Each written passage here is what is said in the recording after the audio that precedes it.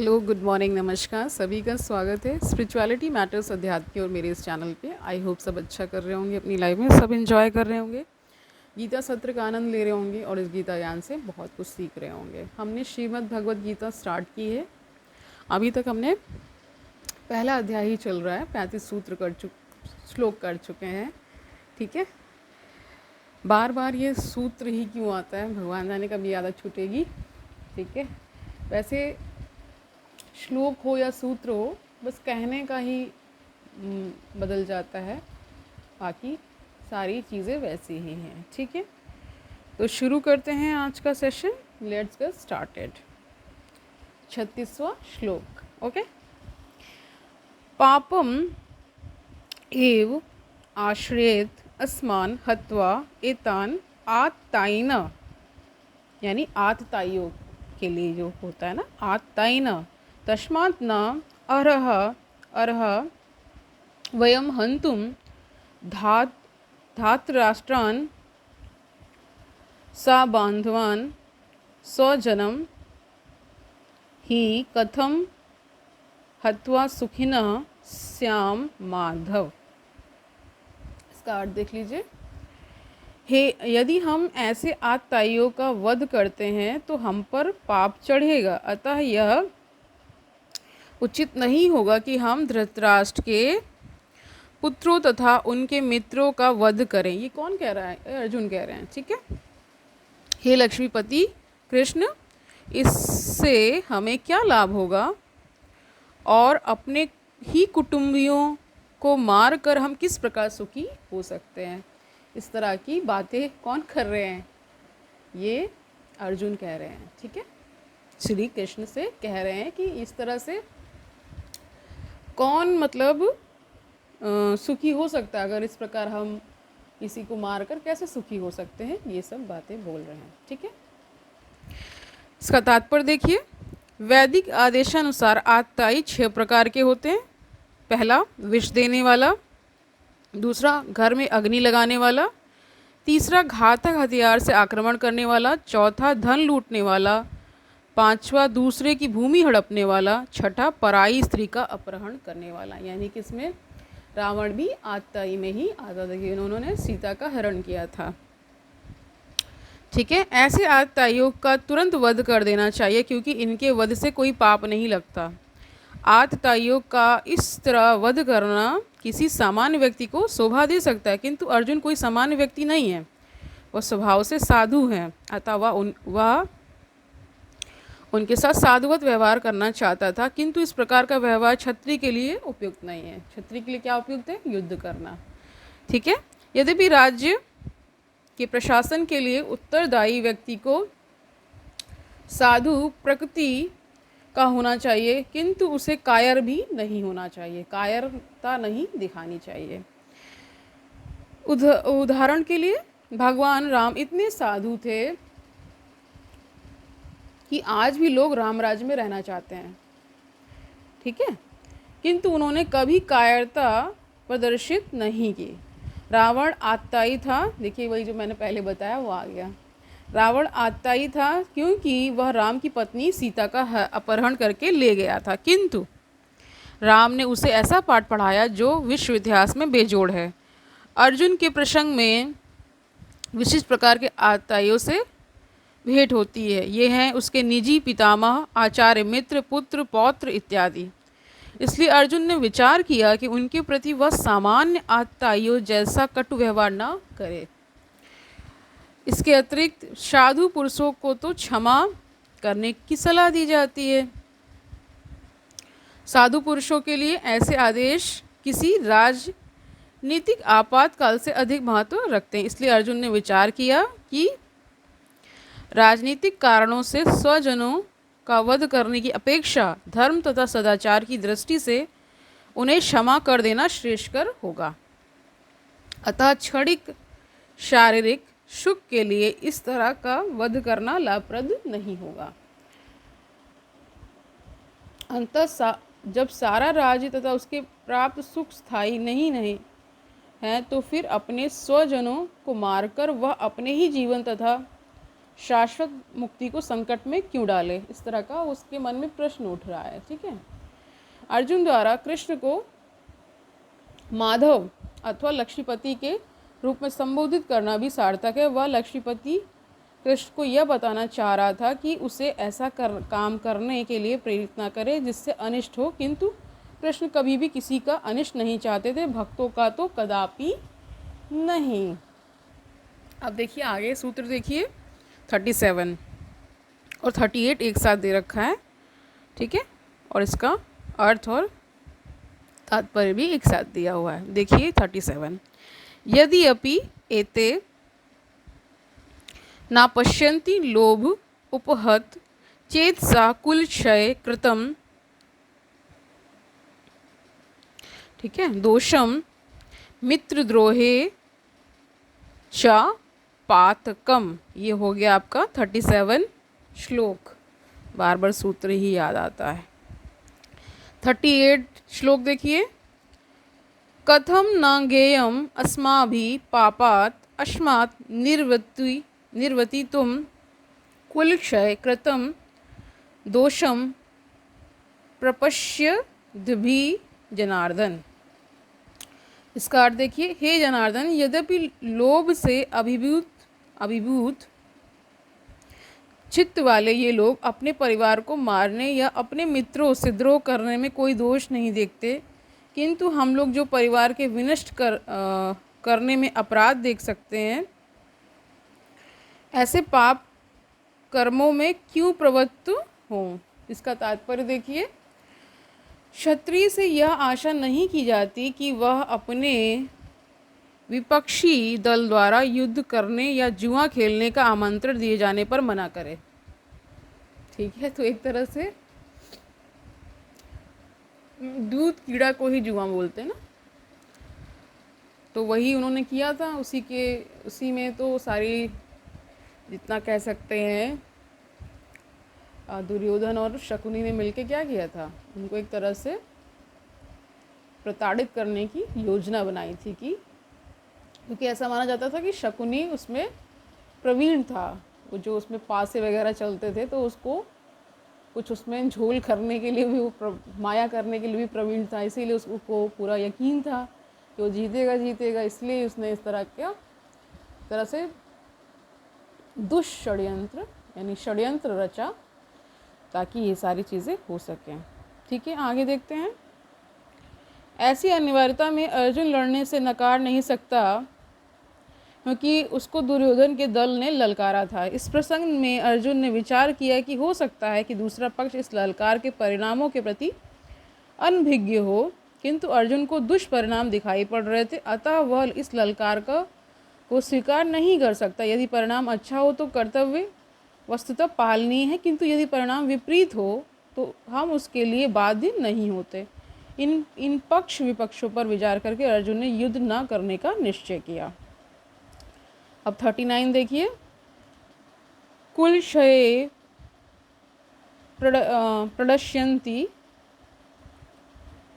कुलधर्म सनातन धर्मे नष्टे कुलम कृत्स्नम् अधर्म अभिभवति उत। ठीक है, इसका अर्थ देखिए, कुल का नाश होने पर सनातन कुल परंपरा नष्ट हो जाती है, और इस तरह शेष कुल भी अधर्म में प्रवृत्त हो जाता है। इसका तात्पर्य देखिए, वर्णाश्रम व्यवस्था में धार्मिक परंपराओं के अनेक नियम हैं। ठीक है, जिसकी सहायता से परिवार के सदस्य ठीक से उन्नति करके आध्यात्मिक मूल्यों की उपलब्धि कर सकते हैं। परिवार में जन्म से लेकर मृत्यु तक के सारे संस्कारों के लिए वयोवृद्ध लोग उत्तरदायी होते हैं, किंतु इन वयोवृद्धों की मृत्यु के पश्चात संस्कार संबंधी पारिवारिक परंपराएं रुक जाती हैं, और परिवार के जो तरुण सदस्य बचे रहते हैं वे अधर्ममय व्यसनों में प्रवृत्त होने से मुक्ति लाभ से वंचित रह सकते हैं। अतः किसी की भी कारणवश परिवार के वयोवृद्धों का वध नहीं होना चाहिए। अब 40वां सूत्र देखिए, उसके बाद आज का ये सेशन हम समाप्त कर लेंगे। ठीक है, अधर्म अभिभवात् कृष्ण प्रदुष्यन्ति कुल स्त्रीषु दृष्टासु वाषणे जायते वर्ण संकरः।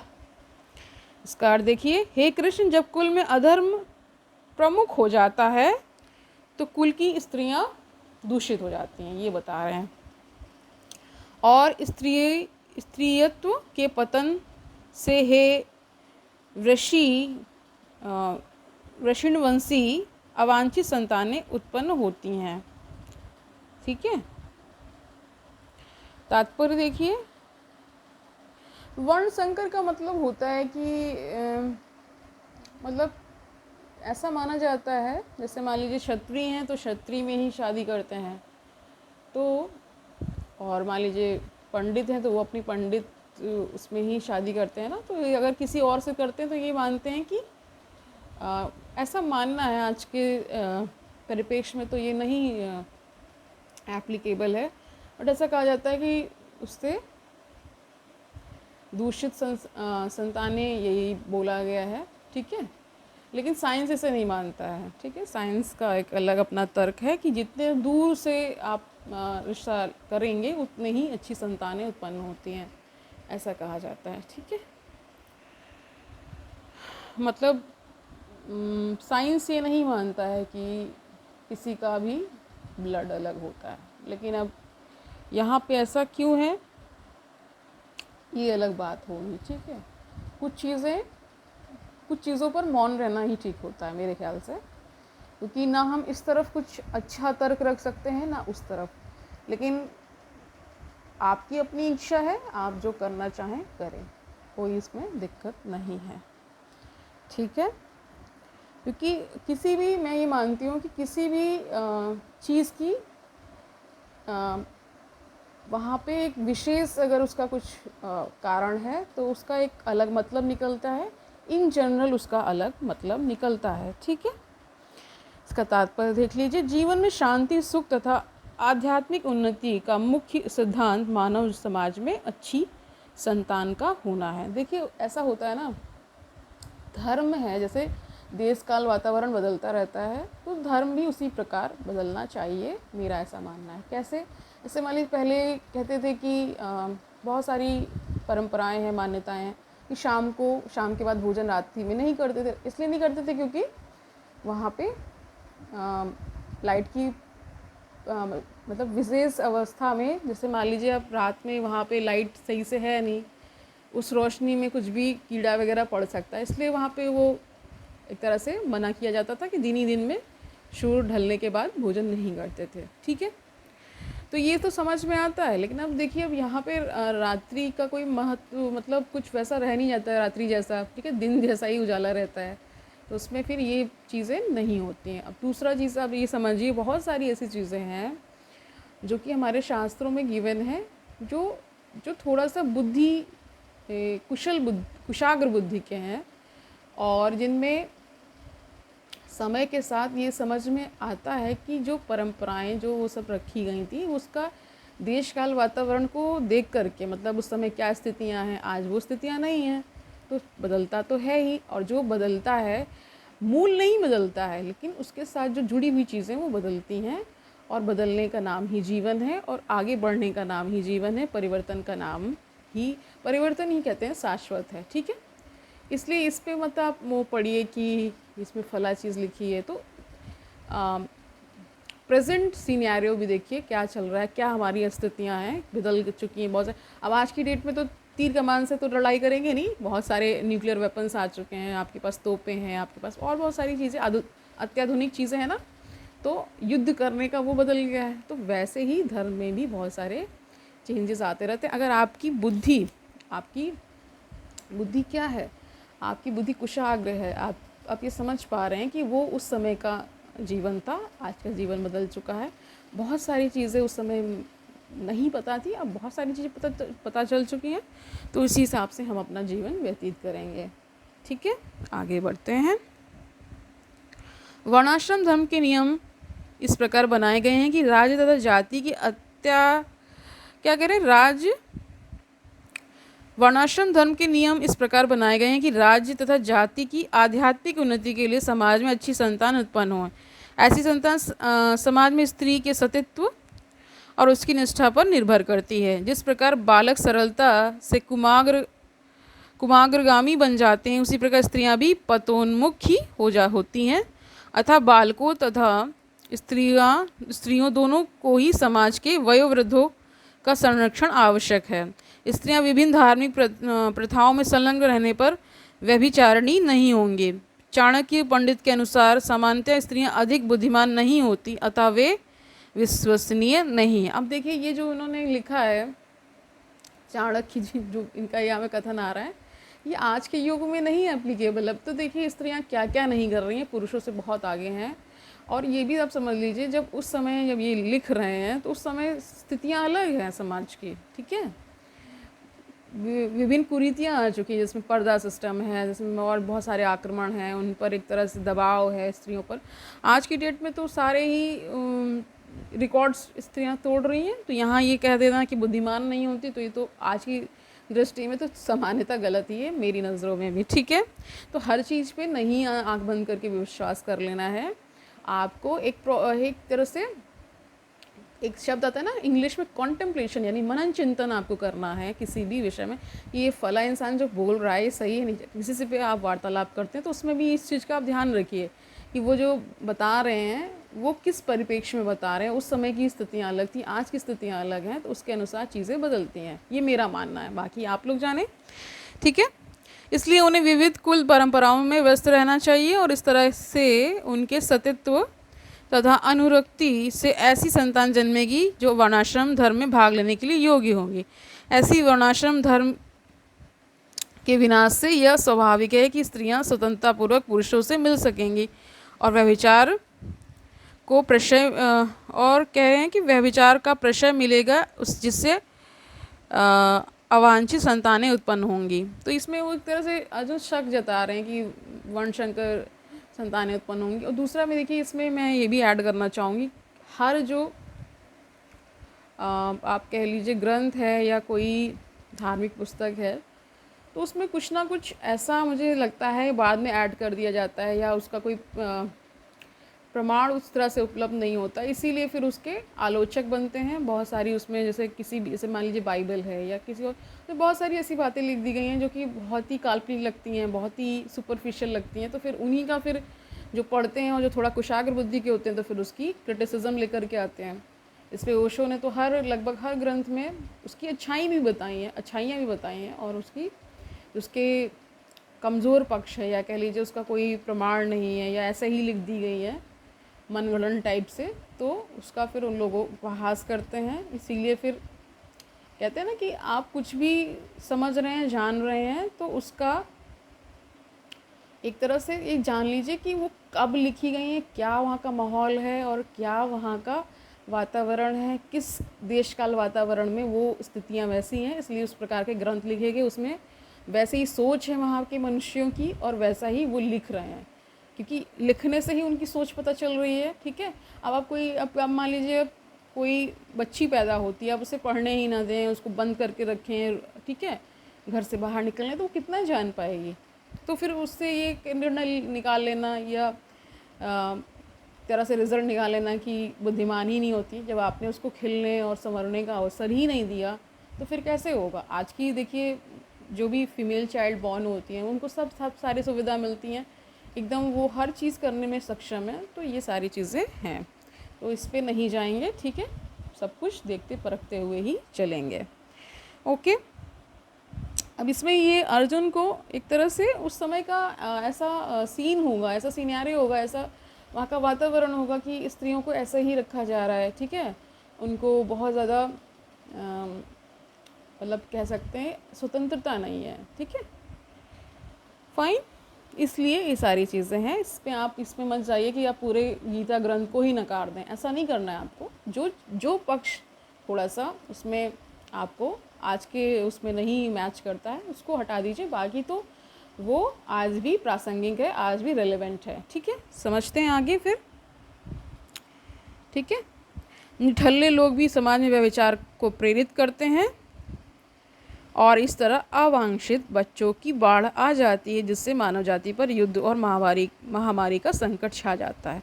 तो आज के लिए इतना ही रखते हैं। थोड़ा सा मैं इसमें और बताना चाहूँगी, जैसे मान लीजिए आज की डेट में सुप्रीम कोर्ट की गाइडलाइंस हैं, बहुत सारे चीज़ें हैं। पहले ये माना जाता था कि जो भी संतानें मैरिज के वेडलॉक में नहीं, मतलब वेडलॉक से नहीं आती हैं, तो उन्हें इललेजिटिमेट माना जाता था। ठीक है, न्यू लॉ अभी कुछ साल पहले ही अमेंडमेंट करके, या उनकी जो भी न्यू जजेस आए होंगे उनमें सोच आई होगी कि बच्चा कभी भी इललेजिटिमेट नहीं हो सकता है। ठीक है, उसको वही सारे अधिकार होते हैं जो एक लेजिटिमेट चाइल्ड को होते हैं। तो उसमें ये सारा कॉन्सेप्ट ही हटा दिया गया है। ठीक है, और बहुत सारे देखिए चेंजेस आ रहे हैं, न्यू वर्ल्ड है, न्यू ऑर्डर है, तो उसमें बहुत सारे चेंजेस आते रहेंगे और आते ही रहने चाहिए मेरे ख्याल से। ठीक है, और जब आपका माइंड थोड़ा सा खुला खुला होने का मतलब ये कि आप नए विचारों को भी स्वीकार कर सकें।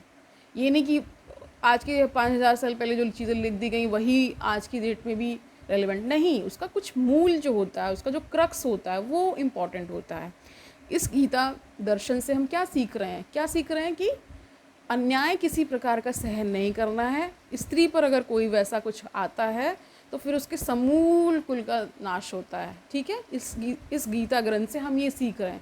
इसका देखिए एक पक्ष उसमें जब श्री कृष्ण उन्हें जब ज्ञान दे रहे हैं तो उसमें हमें ज्ञान लेने की क्या आवश्यकता है कि किस प्रकार हमें क्या कर्म की ही अपने उसमें रखना है, कि कर्म ही हमारे हैंड में है, बाकी जो फल है वो ईश्वर या कोई जिस प्रकार जो भी अन्य धर्मों में बताया गया है, कोई शक्ति या जो भी आप मानते हैं, ईश्वर, भगवान, अल्लाह, जो भी, ठीक है, वो उसके ऊपर छोड़ दिया जाता है। ये सबसे बड़ा इसका क्या है, एक तरह से आपको दृष्टि देने के लिए भी है कि किस प्रकार अगर आप ऐसा कर्म करेंगे तो इसका अंत इस प्रकार होगा। बाकी इसमें कुछ चीज़ें ऐसी हो सकती हैं जो कि आज के युग के अकॉर्डिंग नहीं होंगी, उन्हें हमें क्या करना है, इग्नोर करना है। ठीक है, जैसे हर इंसान में आप देखते हैं कि अच्छा बुरा दोनों होता है, हमें उसके बुरे चीज़ को नहीं लेना है, हमें उसके अच्छे गुणों को ग्रहण करना है। और आप ओवरऑल उसमें जब आप पर्सनैलिटी में किसी इंसान को देख रहे हैं तो सारी चीज़ें आपको ये देखनी पड़ेंगी, इसमें गुण ज़्यादा है या मतलब उसके विपरीत जो भी दोष ज़्यादा हैं। तो जिसमें मान लीजिए गुण ज़्यादा है तो हम उसमें वही चीज़ लेंगे, वही इसमें भी एप्लीकेबल होता है। ठीक है, इस प्रकार के एक तरह से कंट्रोवर्सी में नहीं फंस जाएंगे, अरे इसमें तो ये चीज़ लिख दी, इसमें तो ये इन्होंने ये बोल दिया, अरे उसने तो ये बोल दिया। नहीं, वो इसलिए है क्योंकि उस समय वैसा वातावरण है, उस युग की वैसी स्थितियां हैं। ठीक है, और जो जैसे मान लीजिए इनका बार बार उदाहरण आता है चाणक्य का। ठीक है, तो चाणक्य को आप ये नहीं कह सकते कि वो हर लेवल पे कंप्लीट हैं, ये नहीं है। उनमें कुछ पूर्वाग्रह भी हो सकते हैं, स्त्रियों के प्रति है, दिख रहा है यहाँ पे। ठीक है, कि बुद्धिमान नहीं होती हैं। अब वो ये नहीं सोच पा रहे हैं कि जब स्त्रियों को आप इतना बांध कर रखेंगे, बचपन से उन्हें ऐसा कोई वातावरण नहीं मिलेगा तो फिर वो कैसे ग्रो करेंगे। तो ये उस समय का है, इस वजह से इसको इग्नोर करते हुए हम आगे बढ़ेंगे। और बीच बीच में जो भी चीज़ें आएंगी उससे मैं समझाऊंगी कि आज के परिदृश्य में क्या लेना यहाँ आवश्यक है, क्या आपको छोड़ना है। ठीक है, तो कल मिलते हैं। ठीक है, फर्दर और श्लोक देखेंगे इसी अध्याय में। तब तक के लिए खुश रहिए, आनंद से रहिए, एंजॉय करिए, अध्यात्म से जुड़ते रहिए और अपना जीवन सफल बनाते रहिए। हरिओम तत्सत।